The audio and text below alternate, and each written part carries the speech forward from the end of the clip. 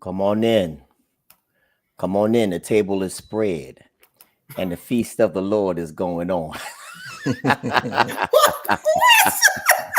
Come on in. The table. Will knows that one. Come on in and the table is spread. The feast of the Lord is going on. What's up, Ricky and Will? Nothing What's up, much. I man? miss you guys. Happy New Yeah, Year. Happy New Year. We To back. We back. everybody. We're back. Yes, we And missed they're you full last of that. time, Ricky. We missed you, man. I know. I missed you guys too. That was Yeah. whack. Yeah. It wasn't the same. It It wasn't. wasn't. It Oh, wasn't. It wasn't. You had us yeah, carrying the whole show without I you, was out man. there in them streets. Doing the Lord's work. Right. Or the state's work. Welcome everybody. Good Yes. evening. Good Good evening. evening. Welcome to the house of the Chronicles of the Preacher's Kids. We in our new season. We in our new year. This is a new season. This is a new blessing. And here we are back again with the same reoccurring cast of characters right here. Yours truly, I'm Professor Kevy Kev. I'm your MC tonight. And I can't do it. I can't fake it. I can't run it without the two lovely people that you see on your screen. I want to hand it over to Ricky DeVos, everybody. Come on, give God a hand. Praise. Hello, right now. guys. Happy New Year. It's Ricky DeVos. I'm just happy that we're back with you guys and have bigger and better topics and conversations to have. And I'm planning on doing great things this year. So thank you for taking this journey with us and supporting us. And just happy to see you guys. Ricky, you got a lot on your plate for this new year. I feel it in my spirit that you got a lot on your plate. I see some green vegetables on your plate. I see steak on your plate. I even see a little dessert coming your way. It's in my spirit for it's you, in your girl. spirit. And listen, I hope you see some stuff coming off like 10 pounds. Okay. Like 10, 20 pounds of stuff coming off. Okay. With all that stuff on my plate. Glad to have you back, Ricky. Yes. Big Will's in the house, y'all. What up, everybody? Big brother. Holla if you hear me. Talk to me, man. How you? Good, man. I'm blessed. I thank God for another year. Yeah. Family's good. Still working, grinding till retirement, man. I never thought I'd be thinking about retiring. Yeah, like you're so crazy. Close though. Like you're like I'm close right to the there. most. Yeah. Kind of like a Luther Vandross Jerry curl. Almost didn't curl all the way. You almost there. You see the light at the end of the tunnel. Yes. Yo, I thought Will was going to belt out some Marvin Sapp. Never would have made it. I thought so too, because I was about to do it. Never would have made it. He was going to have me on the altar like this. But Will's voice is way better than mine. Thank you. It's so good to see y'all. Good to be back in the midst. And here we are, y'all. 2023. And we're going to open up this show with a very special guest. So we want everybody to come on in the room, talk to us, let us know you're there. If you got questions, we want you to put it in the comment. Again, Chronicles of a Preacher's Kid.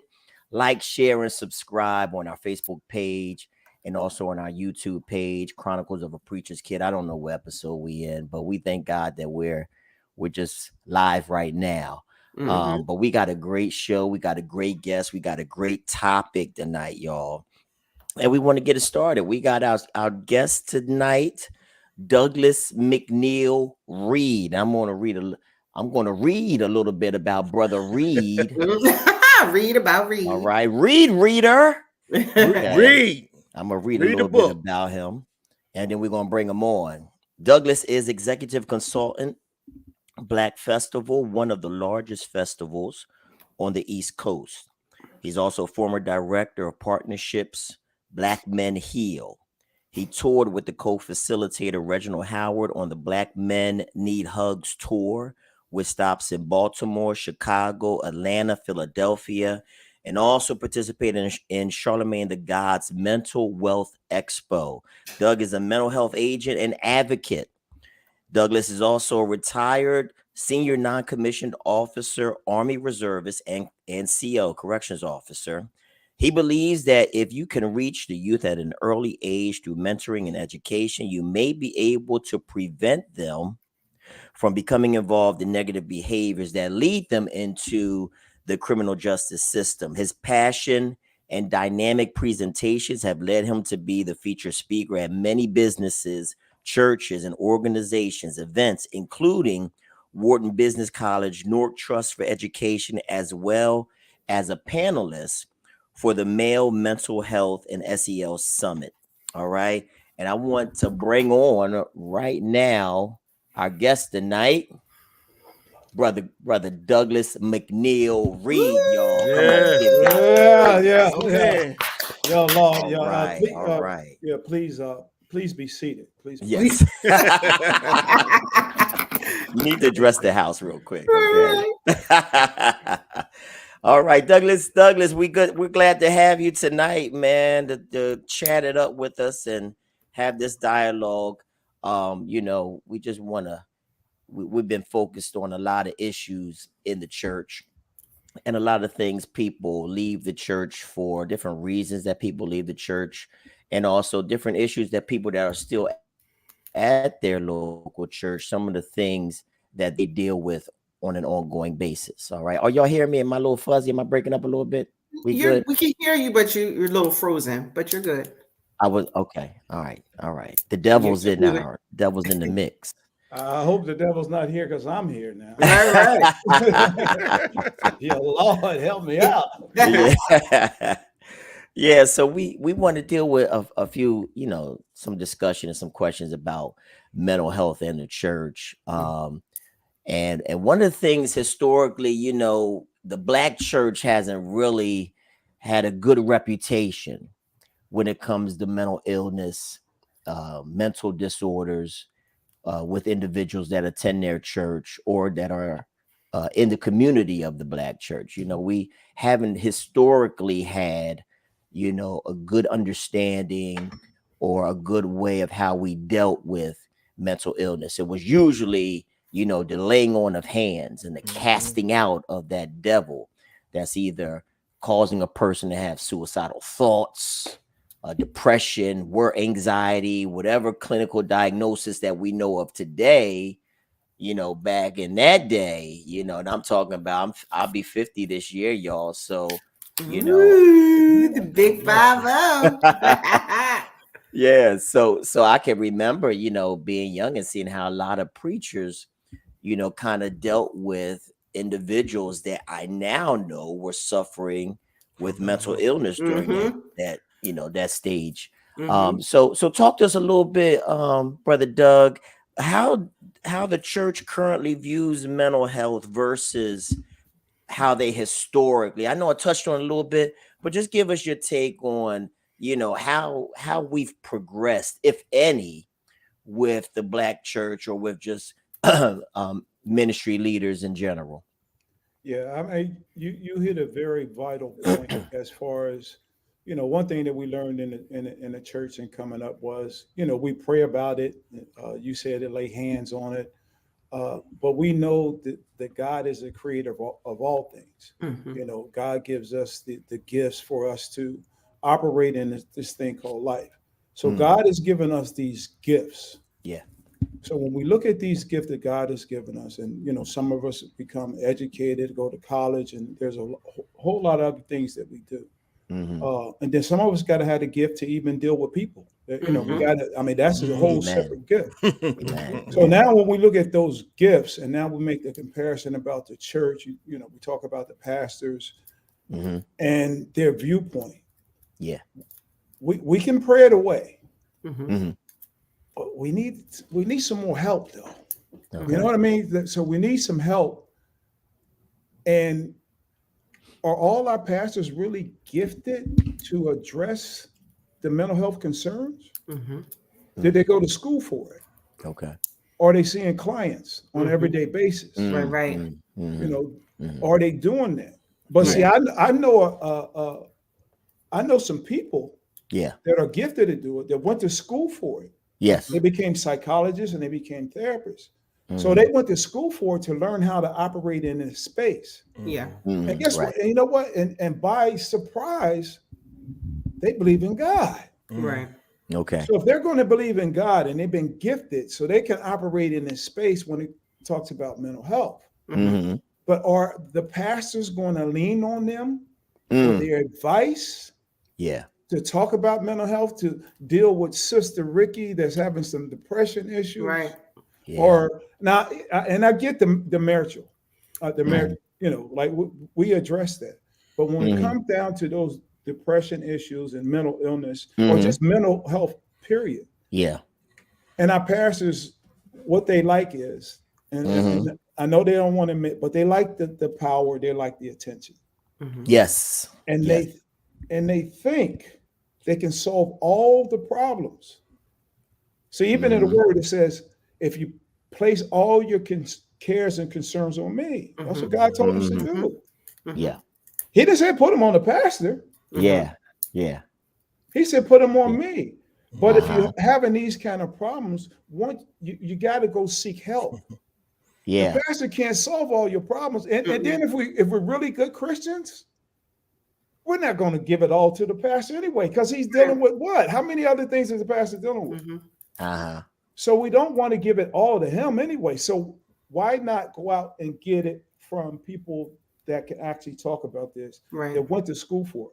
Because what happens in our churches, I think we thought just praying it away and going to the pastor taking that responsibility and saying, okay, I'm going to pray over you. I'm going to lay hands on you, and I'm going to lay hands on you. And I'm gonna lay hands on you. I'm gonna lay hands on you. You understand what I'm saying? Touching me, Pastor. Yeah. And then what's going on? You did that already, right? Then what's going on? You know, you're going to church on Wednesdays and Sundays or whatever, and you're going back out. Now, how many times you gotta lay hands on me? Now I'm starting to second guess what God is doing, because the pastor laid the hands on me. Right. But I'm still not healed. Right. Oh, hey. So are there any other resources that I can turn to get help?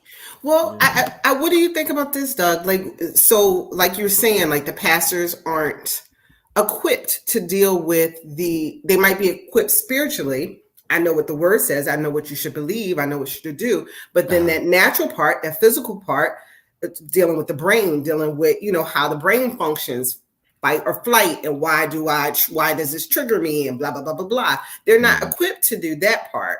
But because, they believe that God can do all things, then meaning that they can totally control what this person is feeling. So that's that part, right? But then it's the part of the communities, whether it be, I don't even think it's just in the African-American communities, but big in the African-American communities, that they go to the pastors because there's a stigma about mental health. So, I trust my pastor. I don't trust these outside resources that would help me. But then the church doesn't encourage them. Like the church should partner with the outside communities to make sure somebody is taken care of, well-rounded, like all together, body, mind, and soul, and all that kind of stuff. So, and then we put so much pressure. I mean, pastors actually suffer from depression and all that. Absolutely. So and even if we go look at the statistics, you're probably the numbers are probably even high in regards to suicide rates. Let me tell you a statistics for the pastors. When I was looking up, it says 38.7% of church leaders indicated that they have suffered from mood disorders such as depression, bipolar disorder, and on and on and on. Yeah. So a lot of them are, and so since they're suffering with it, is this why they don't talk about it? Is this why they don't encourage so what's that connection? that's the stigma. What's that connection? Like I know that I go home and I'm depressed. All right. Yeah, the pastor is dealing with the same stigma that the congregation is. Talk about that, Doug. Yeah. So how dare I go out there and say that I'm a pastor and I suffer from depression? Yes. how weak does that make me look? Yeah. Oh my God. Yeah. I mean, excuse the expression, but Right. you know what I mean? But so because there's a certain persona, there's a certain image that has to be portrayed. Yeah, yeah. And so that's the stigma. So I can't show a sign of weakness because even when I went to therapy, I had this stigma too. I thought I would actually go see somebody. Yeah. I would lay on the couch and, they'll, I get on the couch and I tell them all about my problems. And they get their little notepad out and, they write it down and they analyze it. But that's not how therapy goes down. Right. Yeah. Right. But it's the doctrine too, not even just the stigma, like the doctrine, depending on what type of religion you are, that if you allow this to affect you, that your faith isn't enough, that you don't have enough faith to get over this depression. Well, I need a little more help with the faith, sir. That's what people are saying. It's like, it's just not enough all the time. So, and we want people to be healed, right? Right. Yeah. So let's look at that. So we want people to be healed. So why wouldn't we afford them the proper resources to be healed properly? Yeah. Not from a counseling session that you taught your deacons and your elders and your other ministers. They're not equipped. Yeah. No. Only thing they learned was a counseling session. Right. Now, let's say that all the churches that they had the therapists or psychologists within the church and offered that. Yeah. Now we're talking about some real healing. Absolutely. So absolutely. And I've seen somebody put in the chat, pastors are men or women. Absolutely. Yes. So we're human. Flesh. Yes. Yeah. We're flesh. Yep. Yeah, but I think I was telling the guys before when we prep all the time, guys, I feel like the leadership, or at least a portion of the leadership, should, if they come on staff or whatever, they should be sent to get educated. They spend so much time in the church and they do so much stuff. Why not take 4 years for them to have credentials behind their name to be able to give a full service? Right. Like, you give me the spiritual and you're telling me why this thing is true. You can help me with my trauma, or whatever it is. But it would just be how awesome would that be? And just like the church is supposed to be a place of healing, when you go to a hospital, they have most hospitals have a psychiatrist on staff, or they have a crisis unit. I think churches really need to invest in that, especially nowadays, because there's so many people that need mental health direction, and it's needed. Yeah, absolutely. And then Jesus sent people out to get help to other places. Absolutely. I need you to go over there and see this person, and they're going to tell you something in regards to what your problem is, because God has already talked. So he sent them out. Yeah. That's some good stuff, y'all. We've been having a lot. Thank y'all for tuning in. We got some people dropping some bombs in the chat room, y'all. Come on in. I'm in the church of the doggone Chronicles or the preacher's kid. I'm a touch. This is touch. This is touch of the PK kids. And Doug, one of the things that we constantly talk about is that, in a lot of churches, that we've experienced, there wasn't the frank discussion of a lot of topics that was necessary to help develop really healthy individuals. And that, like you touched on, is from the lack of education by those that are in charge of shepherding our souls. Yes, it's good to go to the seminary, get that theological background, but again, you got to have a sense of some of the social problems that we're dealing with today and get educated somehow. So with that being said, one of the things that churches are known for: baptisms, weddings, funerals. Yeah. All right. We call that funeral home to come and get the body. We'll sit with the family to develop the program for the homegoing service. We'll tell the people in the kitchen to ready for the repast. But is the church still missing, because we're talking about mental health, and grief and loss is a big thing that a lot of churchgoers go through, because you know, a lot of our loved ones, we attended church with them and they're being buried in that same church that we're attending. Our grandmothers, grandfathers, aunts, you know, all these deaconess missionaries, and you know, they're buried, and we grew up, and you know, we deal with this grief and loss. Do you think that the church has done a good job with, you know, issues surrounding grief and loss within their own churches? And what do you think may be some of the steps needed to kind of rectify that? I think the church has done what they are capable of doing. So when I say they've done what they're capable of doing, I mean, from the spiritual aspect of it, and we talk about grief, they've done everything that they were supposed to do in making people comfortable. Understanding that this transition that has happened. But I think we can do more. You know, because even if, you know, if an outbreak happened at a school, or let's say an outbreak happened at a job, the first thing they're going to do, if they're doing everything properly, they're going to make sure, and I got to say, Will, right? I'm socially Lenny.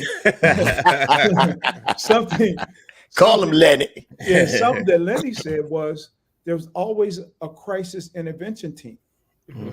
So if we are doing things properly, we want to make sure, especially even dealing with grief, we want to make sure that we have a therapist or a psychology who actually deals with grief and how to address that. We supply the ministers or the deacons. We afford that, but I think we can do more, because now, I mean, what we really experienced was the death of George Floyd. That's when, I mean, mental health has been around. Like I found out when doing my own personal studies, and you talk about recognizing months like that. I mean, we talked about it in the 20s, you know, but mental health for us, when everybody got the wake up call, when we witnessed a killing like right in front of us, where a guy cried for his mom. That's when it was like, yo. And actually everybody was, I would say everybody was really turning to the church during that time. Like, yo, you know, pastors, like, yo, what, you know, so because they needed to actually, they experienced trauma. And I don't think our pastor they were really ready to deal with that. So, and not all of them. And, you know, some were able to make the adjustment, but we should have had everybody on. We should have had those therapists, those psychologists. We should have had them on deck. You know what I mean? We should have had them on deck and been ready for it. Well, so would y'all be shocked to hear that a statistic I found said that 80% of pastors say their church is equipped to assist with stuff such as suicide and mental health? That they're really under the impression that isn't that a shock? When I read that, I was like, 80%. I said they do. Like, so I guess whatever I don't know how many pastors they polled, you know, during this research, but 80% or whatever that number was felt as though that their church was equipped to handle. It's like 10 pastors. I don't know. Let me bring a point up, right? Go ahead. Because what happens in our churches, and we said this before, what happens in our church, we have the same people every Wednesday, every Sunday, everybody that's serving, right? So I was fortunate enough to be on a panel. You remember Robin Williams, the actor, the comedian? Yes. He committed suicide. Yes. So I was fortunate to be on a panel with his son. His son name is Zach. And we were back in the green room before I was in a summit in Philadelphia. And we were in the green room, and he said something to me that really registered. So we think about being servants, right? Yes. Because when we on fire for Christ, we serve. Yes. Wednesday, Sunday, weekends, Saturday, weekends, the kitchen. So he dropped this. He said, the reason why we serve so hard, he said, because our servitude is our pathway to our happiness. I was like, yo, is that why I go so hard? And the reason why I go so hard, because the areas that I am weak in, the areas that I know I have sinned tremendously, the areas that I know I was considered worse than Mary Magdalene or the Apostle Paul, Peter. So those areas that I know that I've committed to sin, I serve my passion to help others to not to commit the same sin. So my servitude becomes my happiness, because I serve with happiness, because I serve from my heart. So when he dropped that, I was like, oh God. Because that's the way we serve. But what happens is we serve so much, and now when we look at the mental health, we forget about our own boundaries. We don't put the boundaries up. Because Pastor, whatever you say, okay, I'll be there. Now I know my wife, she's she cooking dinner, but I'll be there in a few minutes. But whatever you say, I'm there. Right. So we never put the boundaries up. And I told you, there's a thing called the 8 dimensions of wellness. That's a whole nother thing that we have to put those boundaries up. And we got to allow time. And I think Lenny said it, like, we got to have self-care. We got to go, for the men, like, you got to go get your dogs done. You know what I mean? You got to go get your feet done. You get the nails done. You go get a haircut. You got, you be like Cav, you got to get that thing shined up. You know what I mean? Like Ricky should get that thing curled up. You know what I mean? Makeup done. Like, so there's an element of self-care. So we got to put those boundaries up, because we don't put those boundaries up. What we do. We burn out. Everybody's got access to us. Everybody. I want you to stay right there on that theme. Ricky, what you got? I was going to say, because he was talking about boundaries, but I wanted to ask the question that when people suffer from mental health, right? Not just getting it at a older age because they didn't do this or set boundaries, but people who've been suffering from mental health, anxiety, depression, schizophrenia, whatever it is, right? When they do find their way to the church, right? Does this mental health cause them to have difficulties understanding even the concept of salvation? So we haven't even talked about that. So we're not even talking about people who came to the church and know how to set boundaries or should know how to set boundaries, right? Let's talk about those who come to the church looking for a relief from these voices in their head, from this worry that they feel, from, all these things. Does this cause them to have difficulties to even understand the concepts that are being taught, to understand the things that are being taught? Oh, you're suffering, then you should fast, you should pray. They already have all this stuff like, is there a what do you feel about that? You know what? So one of the things that I think we got to do, like if I asked you guys, like, who knows first aid? You guys know? Yeah. Lenny, you know first aid? Yeah. Okay. So guess what? There's a first aid for mental health. It's a basic course. Right. So, so going back to our churches and getting information, there's a basic course that is free. First aid for mental health. Right. So if we are putting this information out for people to be familiar with some of the signs and symptoms of people with mental illness. So if we educate them, or matter of fact, here. So sign up for this course, right? It's only $25, right? So that's all right.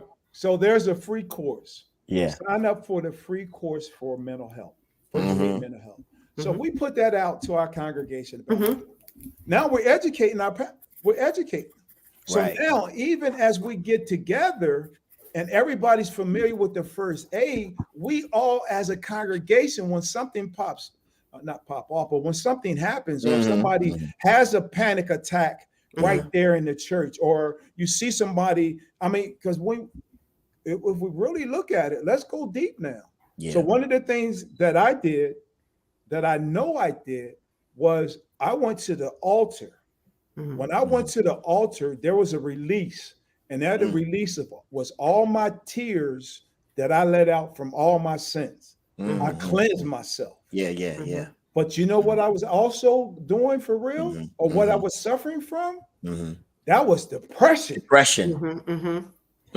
Right? Yeah.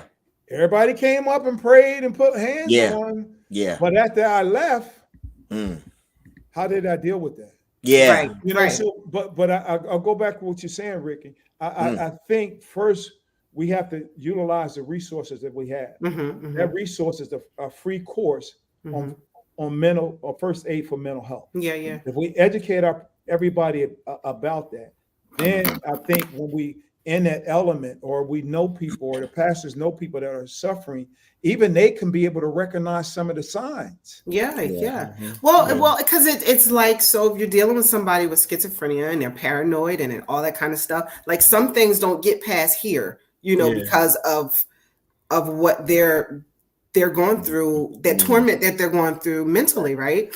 And so it's like, you know, they come in and you know, whatever it is, and we're escorting them out the church because we don't know how to. So how did we just help that person? And we didn't get them saved. We didn't get them healed. We didn't get them nothing because we were not sensitive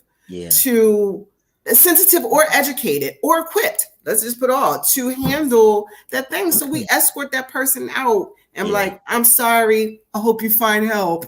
You know, like how. But we want to say we're there for the homeless. This is what I'm saying. This is what I'm saying. I mean, not crackhead, but somebody suffering from, you know, drug addiction. We want to say we're there for them, but when they walk into the church, it's like, oh, we are not. Yo, security, you ready? Yeah. Let me tell you, I went to visit a church, and we were new parents. So, you know, when your kid has a full diaper blowout, it's like, but we were still going to try to make it through to go to church. So we got there late, right? They shut the doors. They shut down the children's church and all that kind of stuff. And they were like, sorry, you can't take your kid in. And so my mind was blown. And so I asked the person, I said, are you really turning me away from church? Are you turning my family away from church? And they were like, yes, ma'am, this is our policy. But I said, how about if I was coming in here and I was on the edge of committing suicide and I needed this word today? I said, you're really about to turn me away from church? I was just blown away. So this is what the churches are doing. Like I didn't even have severe mental health because I think all of us got a little tiggy bone going. They might have thought you had a touch of something, Ricky. After I finished with that, like, really, you got to turn me away? Like it was just right. It was just disheartening. I was just like, I when I turned around, I said, shame. I said, shame on you. Yeah, I've been in shame on you. Like that. It's terrible. I mean, you got to think if we educated ourselves, or even if the leaders. You know what I mean? Let's educate it. Let's talk about the signs. Yes. Let's talk about the signs of anxiety. Yes. Because it's the same thing. Like if somebody had a heart attack, we are compressions, 15 compressions. Right. Automatically, you know that you're supposed to do something. Like right now, if I was in the church, and I'm just thinking out loud, if I was in the church and I said, yo, somebody's having a mental health crisis right now. Yes. Who do you call? 911. They're gonna call 911 because they're not gonna be able to handle it. But I'm glad you said that because you know what? There's a free number out. It's 988. Okay. There's a free number for mental health for mental health because it's a mental health crisis. Yeah, crisis. So now when it goes to the dispatcher, they assess it and they send a team out there. Whoever's the closest. A mental health crisis. Right. We're so used. Doug, we're so used to calling 911, and the first people that we'll usually get for a mental health response in the Black community is the police. Mm-hmm. And we've all seen on what on the happens when news that how happens. they respond to us or how they'll Right, treat right, us, right.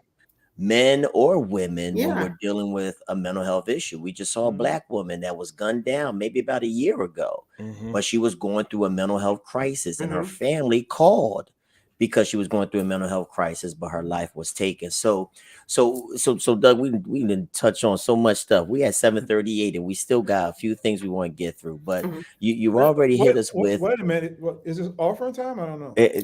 Well, right here. Well, I'm the guest speaker. What's Ushers, the ushers special don't let offering? nobody out the doors. Ushers, okay. So we talked about the people in the church having the inability to be able to identify, recognize the signs of a mental health crisis. We talked about CPR being necessary in the church, not being able to recognize the signs of a stroke, things things of that are necessary, for churches to have, even active shooter drills, because we've seen a Black church shot up with Black individuals going for prayer and Bible study.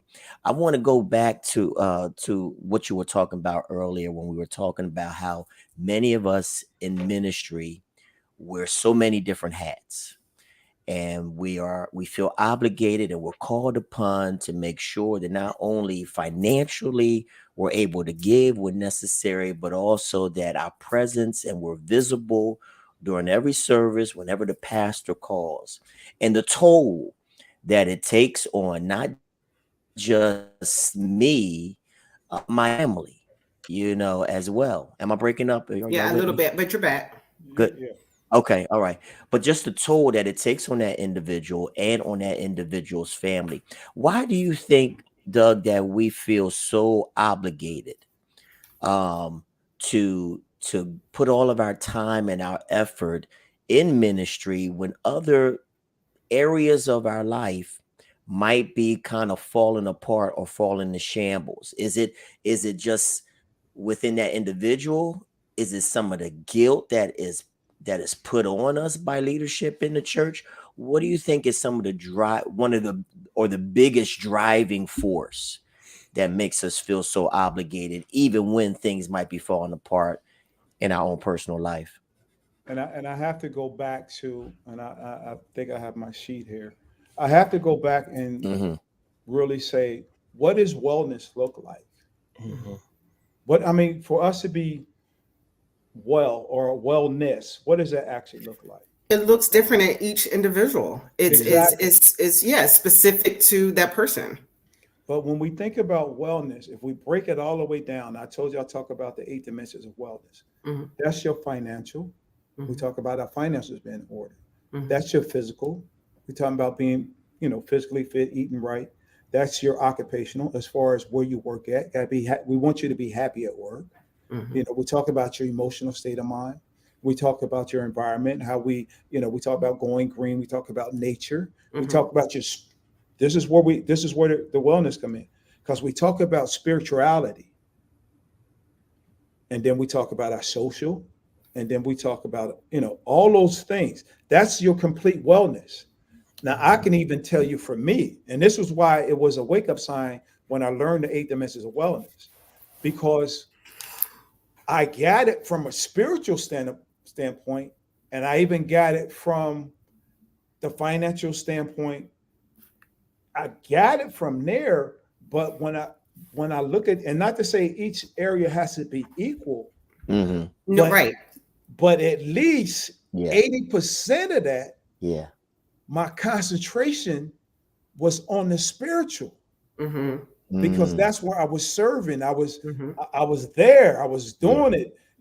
So I can't heal myself because I'm really out of balance. The church does offer the financial classes, right? Some, yeah. But I mean, so going back to the mental health aspect, do we really talk about our emotions? No, absolutely not. Right. No, we don't. And to be honest, okay, I'm a military guy. One thing I've learned: adjust, adapt, and overcome. right? Thing I know about the leaders, and we talk about the pastors. Pastors know their sheep, right?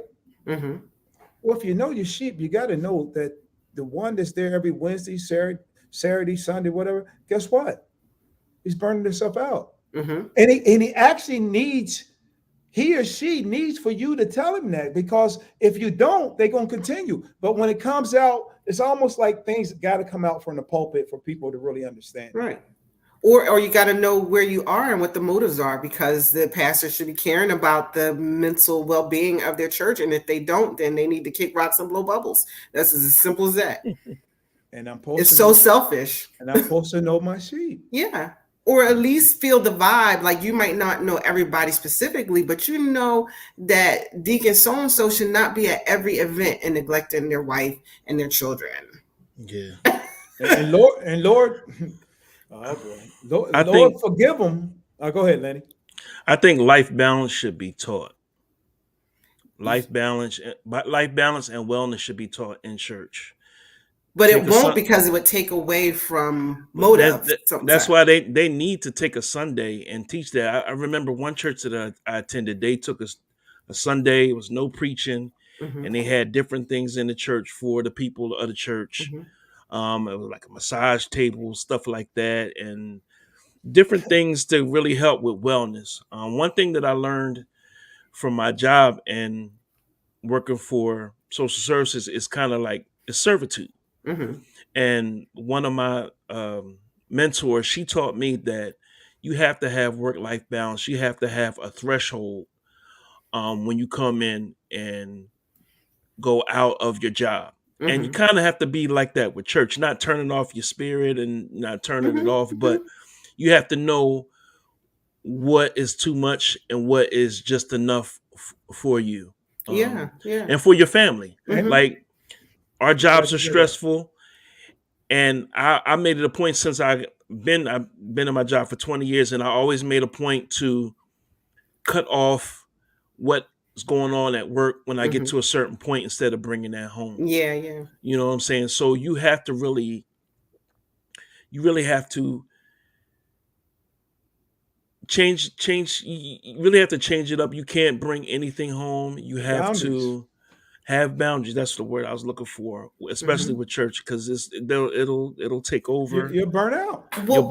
You'll burn out big time. Well, this is why I asked the question when we were prepping. Like, so is church? Well, we won't even talk about religion, just institutionalized church, right? Church in a building. Is that impactful to mental health, or is it negative? It could be a little bit of both, because of those things not being taught, or like, so then I'm already having anxiety, I'm already having worry, I already have, but you're telling me if you don't do this, then you're going to not get this. And so then that person with this already strained brain is like, then I got to be here. It's crazy, because there was times where when I was serving that I would have anxiety, like, it wasn't that I was nervous or anything. It's just like a whole bunch of anxiety. I'm trying to get there, make sure I'm there, I'm in this place. And I just and when the pandemic came, I was just like, I just felt free of that. Like, I can't go back. You couldn't go back to church as normal. I couldn't. It ain't the same. It was so much. I'm just getting up in the morning. I'm going. My family, I was worried about what they were doing, but it was just like, I'm going. Right. I'll see y'all when y'all get there. Yeah. It's like, I can't do that anymore. Because I have to, when I worship, I have to have my family with me. Right. Yeah. Well, because it's a lot of times churches make you feel like if you don't serve, if you're serving, life doesn't look a certain way, then it's almost like sinful and shameful. Yeah. And then even with the depression, a lot of churches can make your depression seem sinful and shameful.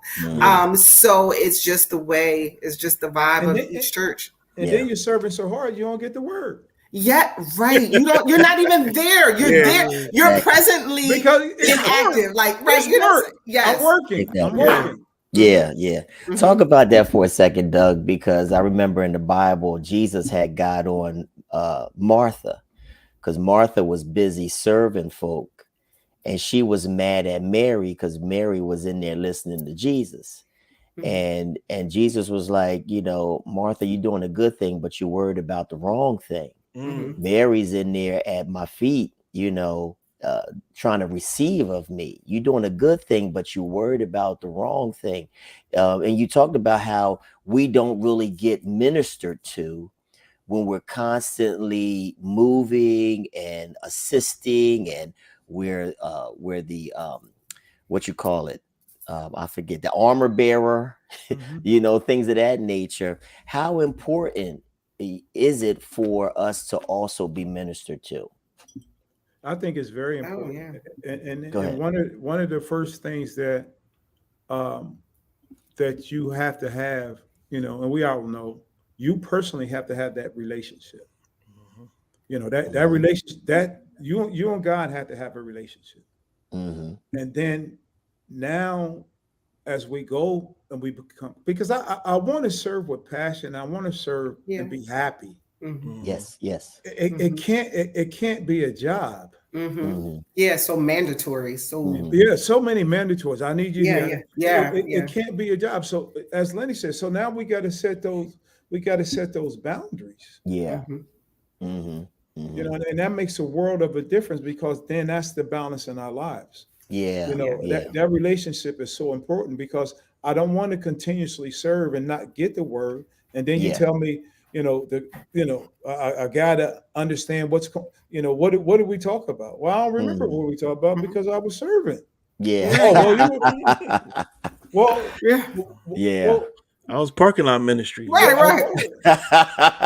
We'll stay for the second and the third service. Thank you. How long I gotta stay there? Right, all day, your whole Sunday, right? My whole Sunday, my whole Wednesday, my whole Tuesday, and then of course, I'm the minister of whatever, So right, I have one last question. Come on. Unless everybody else had. Did anybody else have one? I got one. Will, you got one more? You want to hop in there? No, let's keep rolling. Mine will be real quick, I promise. So I just want to know, we know that some people don't lie in church, Ricky. I'm not. Some people in the Bible had mental health, right? We know great, powerful men of God who had depression, Elijah, and all that stuff, right? So what do you think about the church, even if they were educated on mental health, that sometimes it might not go away? It might be able to be managed. It might, how about even teaching that? So these people come to church thinking that they about to get healed from all these years of mental health. But even just teaching the fact that, listen, we're going to start here, but it might take you, it might happen right away, but it might be something that is a slow acting or occurring process. It might take you 40 days, 40 nights. But you know what? That's why I think it's so important, especially now. I mean, let's face it. Mental health is a hot topic right now. Yeah. So I really think, pastors, it needs to be addressed coming out of the pulpit. Like you. It does. You have to address it. Yes. Pastor, you can't do it all. You can't do it all. And you got people, come on now, even in these churches, you got people that you have the psychologists, you have the social work, you actually got them in the church. You do. What if you started a ministry around mental health? Yeah. And follow through with it. And follow through. Because we got to start talking about completion. You got to complete. You got to complete it. But I think one of the most important things, Rick, I think it's got to come out of the pulpit. I think it needs to be addressed. Yeah, it does. It does, because people come to church and think this magical thing is about to happen instantly. When we know we live in a cursed world, that it rains on the just and the unjust, and sometimes that these things aren't going to, which I think is more traumatizing to them, that you're telling me this from the pulpit, that everything's going to be all right. But and then you're dealing with a lot of church families and churches that have patterns of just inappropriate and so much hurt from generation to generation, molestation. So you got a church full of families with their issues that have been handed down for generations. So I just wanted to make that comment. I know Will got a question. Go ahead. Go I ahead. do got a question. Going along with what you were just saying, Kevin, how can the church um, deal with youth and mental health? Mm. Um, the kids are going through so much these days, and I know a lot of churches have children's church and youth ministries, but what do you think they really need to do to kind of help these youth? You know what? This came to me, and I don't even know if you guys even thought about it. As we talk about the Chronicles of the Preacher's Kid, what if I took you four people to the church to talk to the youth about the real church, about what you actually saw being a preacher's kid? Mm-hmm. Because one thing that we have to do with kids and our youth, stop lying to them. Absolutely. Absolutely. Stop lying to them. Mm-hmm. Let's be authentic. Mm-hmm. So I take y'all in the church with me, and we talk to the youth, and y'all express how you really feel. I think that's the foundation of it, because what we need to do is we need to create a space.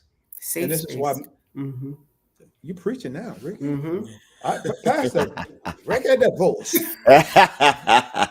Well. Hey, look, hey, my wife will tell you. Look, you know what I wanted? I wanted to be a deacon in the church, and only thing I wanted to say was wow. That's all I wanted to do. Now I probably could have did that on Wednesday and Sunday. Like, wow. I just want to say wow. Yeah.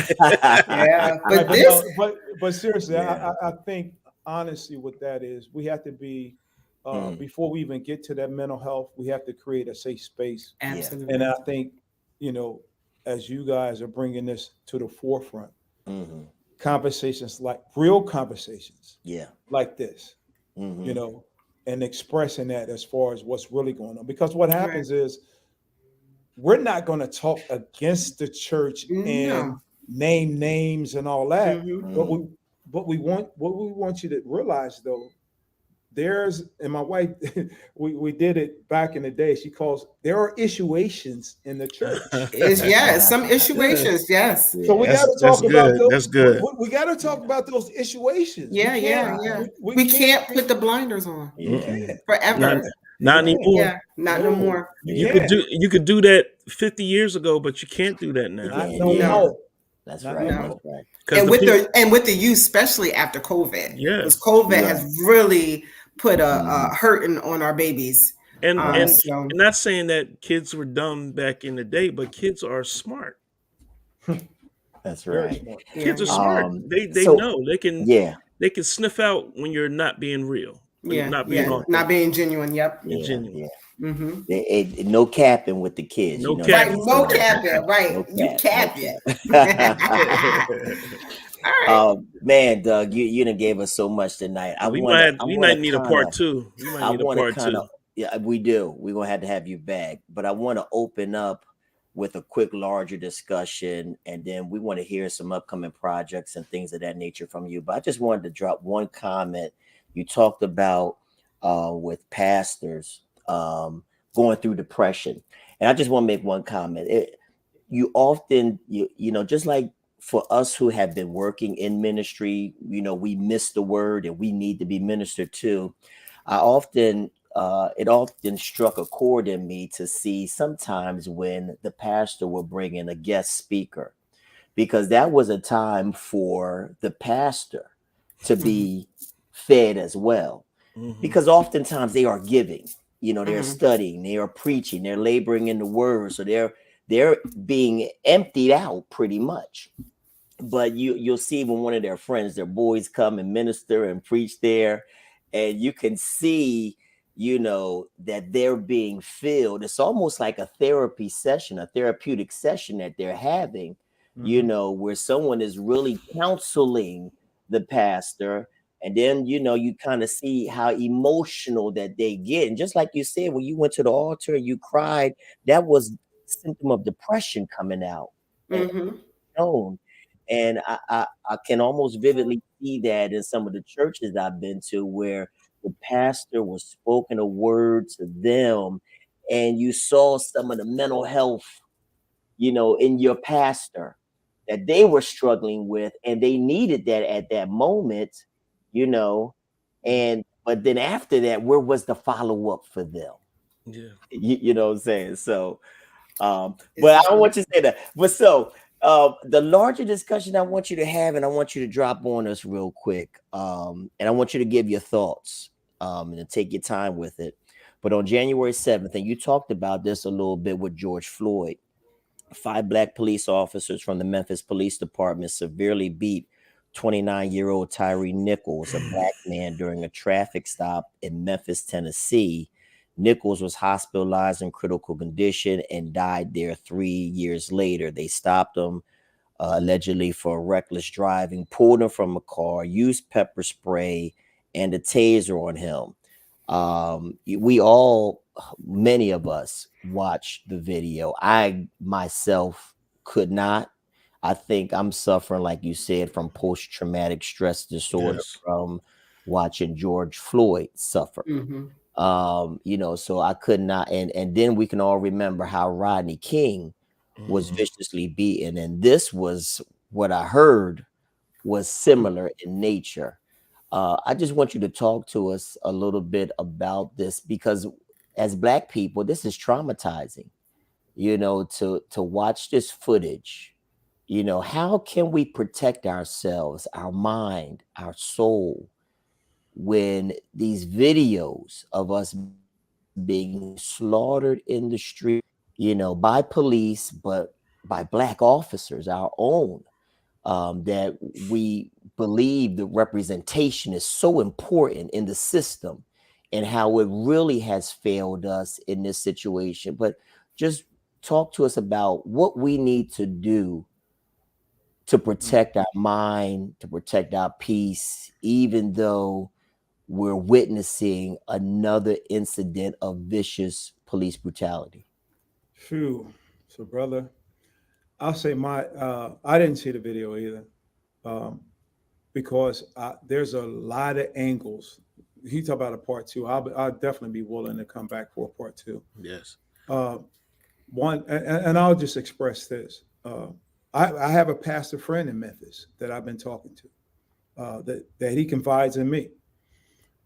And I said this probably about a year ago, that I was going to Memphis. Like I'm going to Memphis, y'all, um, because this is just me speaking.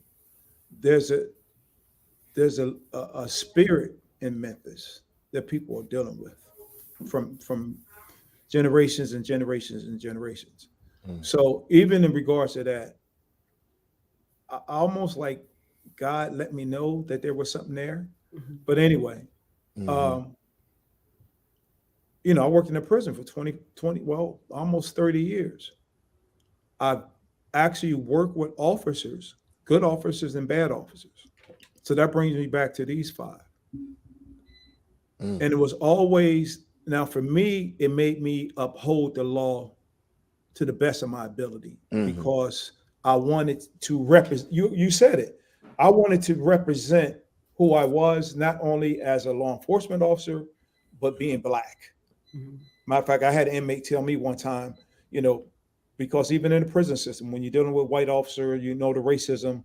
Yeah. He said, you know what, CO? He said, because I was thinking about leaving. He said, wonder if you wasn't here. Think of how we would get treated if you wasn't here. Mm. So for us to see those officers, Mhm. because one thing that we identify right off is that they're black. Right. So there's a level of expectation that we want from them.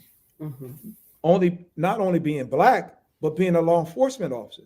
Like that's what they swore to do, is uphold the law. Yeah. So now we saw them not only disregard the law, but they committed black on black crime, which they're supposed to be working to prevent out in the streets, that what we see. I mean, black on black crime is a whole nother story.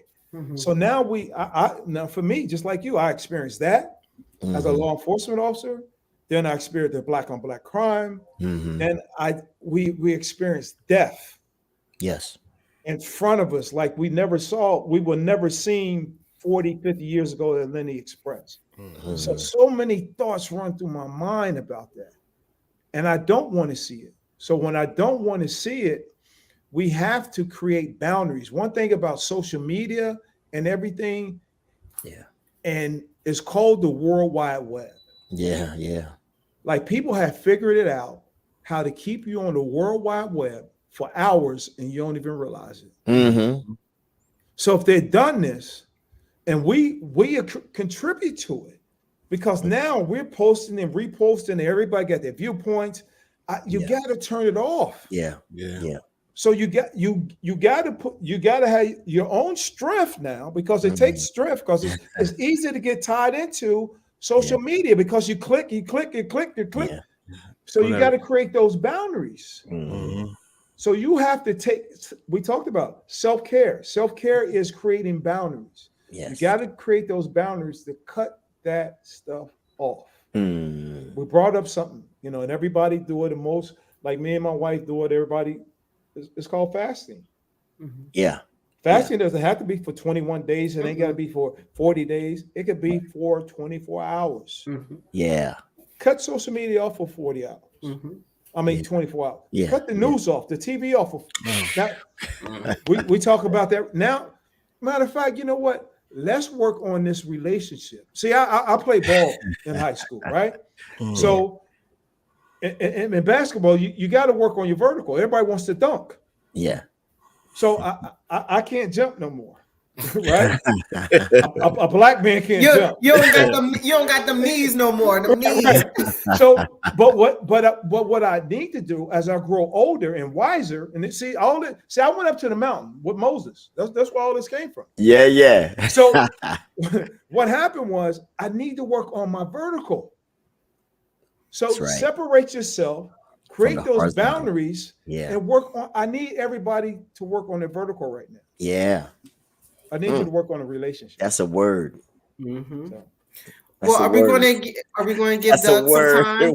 Wait a second, that's a word, right? I know, but we got to honor our time. I want to give Doug time. I want to give Doug, because Kev will keep us on here all night. I want to give Doug time. Yes, you will. I want to give Doug time. But I'll be with him though. So I just said that's a word right there. Hold up, let me.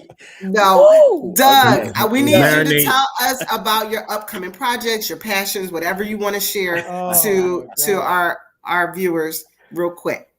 So one thing I've learned in this life is I'm truly a fisher of men. I'm a fisher of black men. So what has happened, I've taken what God has given me. I'm working with it's called the Black Excellence Festival, which will be the Juneteenth Father's Day weekend in Atlantic City. There'll be vendors, there'll be food trucks, there'll be comedy shows, there'll be a praise fest. Matter of fact, check this out, y'all. We are going to baptize on Saturday, June the 17th, people in Atlantic Ocean. Wow. So that's one of the things that is like a serious driving force for me, because what I'm trying to do, because I failed as a black man, I failed as a father. So what I'm doing, remember I talked about that servitude? Yeah. My pursuit of my happiness is to bring black families to Atlantic City, June the 16th through the 18th, where you can be exposed to a beach, you can be exposed to a water park, you can be exposed to a comedy show, you can be exposed to everything we need as a black family. For it to be will be decreeing and declare, I need y'all to be in agreement, the largest black festival in the country. Right. Atlantic City at one point had a segregated beach. Chicken Bone Beach. It was called the Chicken Bone Beach. You know why? Because Lenny's family was down there eating chicken bones and throwing them out on the Beats. So they named it the Chicken Bone Beats. And guess what? I just seen Lenny a couple weeks ago. Lenny, tell him where we was at. Chicken Shack. No, we was getting Korean chicken. So that's what I'm doing. Chicken. So, I mean, you can follow me on all social media streams. I know you got it going. Douglas M. Reed. Y'all. Yeah.